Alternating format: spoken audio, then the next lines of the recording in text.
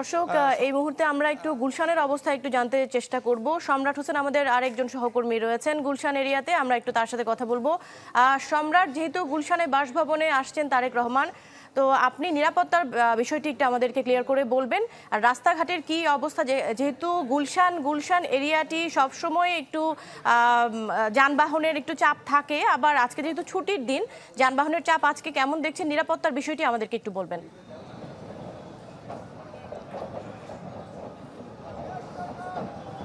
ধন্যবাদ দৃষ্টি আপনাকে।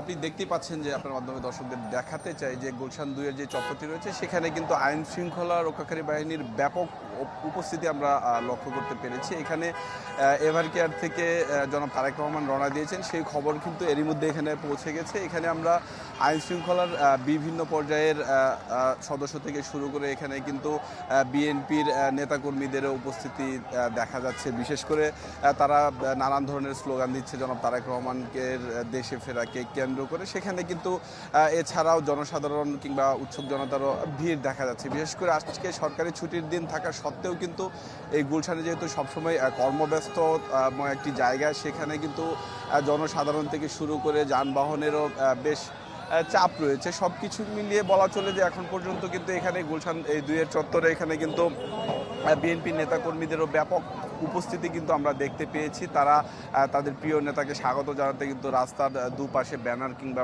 ফেস্টুন নিয়ে অপেক্ষা করছে যে এই দীর্ঘ ১৭ বছর পর জনাব তারেক রহমান দেশে ফিরছেন। সেই উপলক্ষকে কেন্দ্র করে তাদের মধ্যে কিন্তু এক ধরনের উৎসব বিরাজ করছে, সেটি কিন্তু স্পষ্টতই দেখা যাচ্ছে। আরেকটি বিষয়, ঢালাইয়ে দৃঢ়তা, নির্মাণে নিশ্চয়তা, প্রিমিয়ার সিমেন্ট, ঢালাইয়ের রাজা। যদি আপনাকে জানিয়ে রাখি যে আইন শৃঙ্খলা রক্ষাকারী বাহিনীর তরফ থেকে এখানে কিন্তু যানবাহনের চাপ কিংবা যানজট এড়ানোর জন্য কিন্তু সর্বাত্মক চেষ্টা চালিয়ে যাওয়া হচ্ছে, সেটিও কিন্তু আমরা দেখতে পাচ্ছি। বিশেষ করে যেহেতু আজকে সরকারি ছুটির দিন, সেই ছুটির দিনটিতে কিন্তু এখানে ব্যাপক আমরা যানবাহনের চাপ দেখি, কিন্তু সেটি ছুটির দিন হওয়াতে কিন্তু আমরা তুলনামূলক কম দেখতে পাচ্ছি। সেখানে কিন্তু নেতাকর্মীদের উপস্থিতিও লক্ষ্য করা যাচ্ছে। তারা বিভিন্ন ধরনের স্লোগান দিচ্ছেন, যেহেতু এখানেই এই গুলশান ২ এর পাশে অর্থাৎ জনাব তারেক রহমানের বাসভবন যেখানে তিনি এসে উঠবেন, সেই বাসভবনও কিন্তু এরই মধ্যে প্রস্তুত করা হয়েছে, যেখানে তিনি থাকবেন পরিবার সহ। আরেকটি বিষয় যদি জানিয়ে রাখি যে এর আগে দুপুরবেলায় ১২টার দিকে যখন তিনি ঢাকার হযরত শাহজালাল আন্তর্জাতিক বিমানবন্দরে তাকে বহনকারী বাংলাদেশ বিমানের ফ্লাইটে অবতরণ করেন, এরপর থেকে কিন্তু আমরা দেখেছি যে দেশ জুড়ে দেশের বিভিন্ন প্রান্ত থেকে যে জনস্রোত, সেই জনস্রোত কিন্তু ঢাকায় একেবারে মানুষে অর্থাৎ লোকারণ্য হয়ে যায়। বিএনপি নেতাকর্মী থেকে শুরু করে জনসাধারণের যেই স্বাগত জানানো জনাব তারেক রহমানকে, সেটি কিন্তু একেবারে সর্বোচ্চ পর্যায় পর্যন্ত আমরা দেখেছি যে জনস্রোতে পরিণত হয়। আমরা এই মুহূর্তে আমাদের আরেক সহকর্মী রয়েছেন শামীমা সুলতানা, তিনি রয়েছেন জনাব তারেক রহমানের যে বাসভবন সেখানে যিনি সেখানে উঠবেন সেখানে রয়েছেন। আমরা চলে যাব তার কাছে।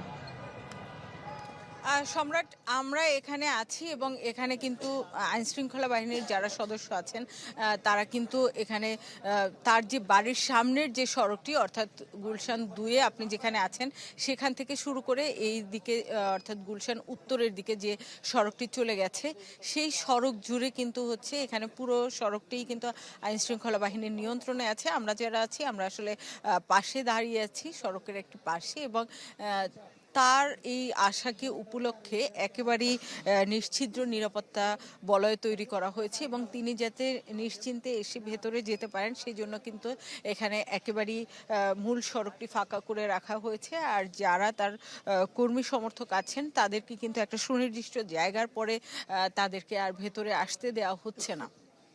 এবং এই বাড়িটিকে ঘিরে এর আশেপাশে যতগুলো সড়ক আছে, আপনি জানেন যে ৭৯ নম্বর সড়কে কিন্তু তার মায়ের বাড়ি ফিরোজা, যেই বাড়িটির নাম, এবং সেই বাড়িটির ঠিক পেছন দিকে এবং সেই একটু উত্তর দিকে অর্থাৎ সেই উত্তর দিকে সেই বাড়িটি কিন্তু তার বাড়ি ১৯৬ নম্বর বাড়ি, এবং এই বাড়িটির চারদিকে ৭৯ নম্বর সড়ক, ৮৪ নম্বর সড়ক এবং ৭৩ নম্বর সড়ক, যতগুলো সড়ক দিয়ে এই বাড়িতে পৌঁছানো যায় মূল সড়কটি সহ সবগুলো দিকেই কিন্তু আইন শৃঙ্খলা বাহিনী তাদের নিয়ন্ত্রণে নিয়ে রেখেছে এবং চারদিক কর্ডন করে কিন্তু তাদের যে নিরাপত্তা বলয় সেটি তৈরি করা হয়েছে।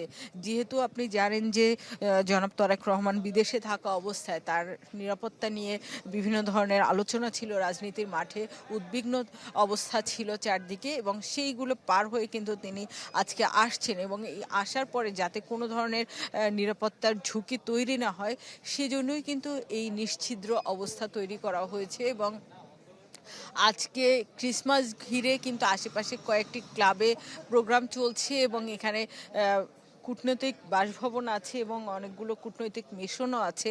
তো সবগুলো থাকার পরেও তাদের নিরাপত্তা যাতে বিঘ্নিত না হয় কিংবা তাদের যে স্বাভাবিক চলাচল সেটি যাতে বিঘ্নিত না হয় সেজন্যও কিন্তু ব্যবস্থা নেওয়া হয়েছে। অর্থাৎ যে তল্লাশি চৌকিগুলো বসানো হয়েছে সেই তল্লাশি চৌকিগুলোতে যখন সাধারণ মানুষ কিংবা এই জায়গায় যারা থাকেন বা এই জায়গায় যারা আসছেন তারা যখন চলাচল করছেন তাদেরকে সেই কোথায় যাবেন কি কেন যাবেন সেই কারণগুলো আসলে জানতে চাওয়া হচ্ছে এবং সেই জানতে চাওয়ার পরে যৌক্তিক মনে হলেই কিংবা তাদের যে পরিচয়পত্র সেটি দেখে তারপর কিন্তু তাদেরকে যাতায়াত করতে দিচ্ছেন। তবে মূল সড়ক ধরে কিন্তু যাতায়াত করা যাচ্ছে না এর বাইরে। এবং এখানে যারা আসছেন সেই নিরাপত্তা চৌকি ভেদ করেই কিন্তু তারপর অনুমতি সাপেক্ষেই কিন্তু তারা আসছেন। এবং একই সঙ্গে বলে রাখি যারা আমরা গণমাধ্যম কর্মী আছি তারাও কিন্তু একটি পাশ ধরে আমরা আছি এবং মূল যে সড়কটি সেটি পুরোপুরি তাদের নিয়ন্ত্রণে আছে। আরেকটি বিষয় বলে রাখি যে প্রায় 17 বছর 3 মাস 14 দিন পরে তিনি আসলেন দেশে এবং তার এই আশাটার যাতে হচ্ছে নিরাপদ থাকে সেটি কিন্তু নিশ্চিত করা হচ্ছে। কারণ এর আগে তিনি একটি সোশ্যাল মাধ্যমে তিনি একটি স্ট্যাটাস দিয়েছিলেন যেখানে তিনি বলেছিলেন যে তার অসুস্থ মাকে তিনি দেখতে চান, অন্য 8-10টা সন্তানের মতো তিনিও তার মাকে দেখতে চান এবং তার মায়ের পাশে থাকতে চান। কিন্তু তার এই যে ফেরত আসা, দেশের মাটিতে আসা সেটি তার একক নিয়ন্ত্রণাধীন নয়।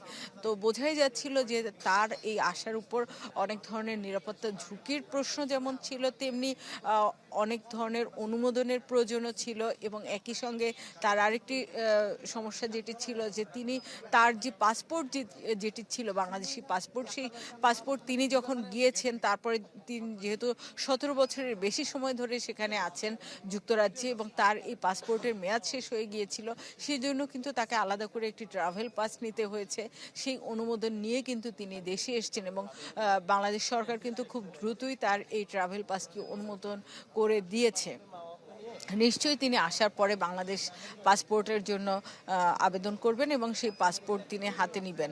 এবং যেহেতু সামনে ত্রয়োদশ জাতীয় সংসদ নির্বাচন এবং সেই নির্বাচনে কিন্তু বিএনপি যে বিভিন্ন আসনে তাদের মনোনয়ন চূড়ান্ত করেছে সেখানে কিন্তু জনাব তারেক রহমানকেও বেশ কয়েকটি আসনে তাকে মনোনয়ন দেওয়া হয়েছে এবং তিনি সেই জায়গা থেকে নির্বাচন করবেন এবং সেজন্যও কিন্তু তিনি এখানে এখন যেটি বলেছেন বা দলের পক্ষ থেকে যেটি বলা হয়েছে তিনি দেশে থাকবেন এবং দেশে থেকে নির্বাচন তিনি করবেন এবং সেই নির্বাচনে অংশ নিয়ে তিনি দেশ এবং জাতির নেতৃত্ব দিতে চান। তিনি আজকে তার বক্তব্যেও কিন্তু সেটি বলেছেন যে তার পরিকল্পনা আছে দেশকে নিয়ে, দেশের উন্নয়ন নিয়ে, দেশের মানুষের ভাগ্য পরিবর্তন নিয়ে। এবং সে কারণেই কিন্তু এই যে নিরাপত্তা বলয় সেটি তাকে দেয়া হয়েছে যেন তিনি আসতে পারেন এবং তার এই যে রাজনৈতিক কার্যক্রম সেটি যেন তিনি পরিচালনা করতে পারেন।